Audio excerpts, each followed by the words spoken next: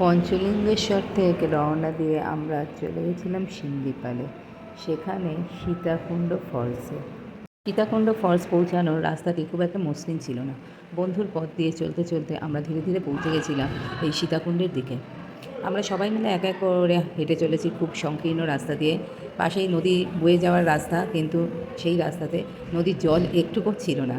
যার জন্য আমরা ভাবছিলাম গিয়ে ফলস আদৌ দেখতে পাবো তো, নাকি একেবারে নলের মতো কলের জলের যেরকম ধারা বয় সেরকম দেখব। বন্ধনা আস্তে আস্তে নেমে গিয়েছে এলো পাথুরের রাস্তায়। ওকে ফলো করে সবাই এক এক করে নেমে গেল সেই পথে। তারপরে চলতে থাকা এলো উঁচু নিচু রাস্তা দিয়ে, এবড়ো খেবড়ো পথ দিয়ে এগিয়ে চলা। বর্ষাকালে এই পাথরের ওপর দিয়েই চলে আসে জলের ধারা। যেখানে যেখানে জল জমে রয়েছে কি স্বচ্ছ পরিষ্কার জল, নিচের তলার পাথরগুলো পর্যন্ত সুন্দর দেখা যাচ্ছে। এই সমস্ত পাথরের রাস্তা দিয়ে হেঁটে চলতে ভয়ও লাগে, কিন্তু মজাও আছে। বেশ একটা থ্রিলিং থাকে।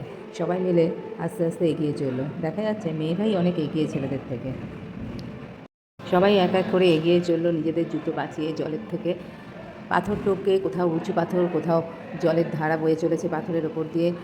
সব টপকে টাপকে এক এক করে সব এগিয়ে চলেছে ঝর্নার দিকে। ওই যে দূরে ঝর্নাটা দেখা যাচ্ছে। জল এত স্বচ্ছ যে মনে হয় একটু জলের ধারার মধ্যে হাত দিয়ে নিজের শরীরটাকে শীতল করে নিই। আমিও ওদের পেছন পেছন এগিয়ে চলছিলাম, কিন্তু এরা দুজনে কী ভাবছে, রাস্তা খুঁজে পাচ্ছে না মনে হয়। কিন্তু মেয়েরা দেখো কোথায় চলে গেছে এগিয়ে।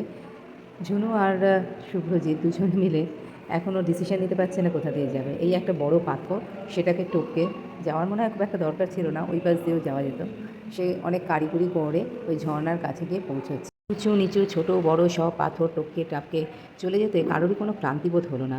সবাই আনন্দের সঙ্গে পৌঁছে গেলাম ধীরে ধীরে জলধারার সামনে। আনন্দের এই পরিবেশ মনটাকে মুগ্ধ করে দিল। অবশেষে পৌঁছানো হলো। বিভিন্ন রকমের পোজে ছবি তোলা হলো, অনেক রকমের ছবি, দু একটা রোমান্টিক ছবি। মন প্রাণ ভরে গেল সেই জায়গায় পৌঁছানোর পরে এবার ফেরার পালা। ফেরার সময়ও একই অবস্থা। কেউ লাফ দিয়ে কোথাও পাথর দিয়ে নামছে, কেউ ঘষতে ঘষতে নামছে।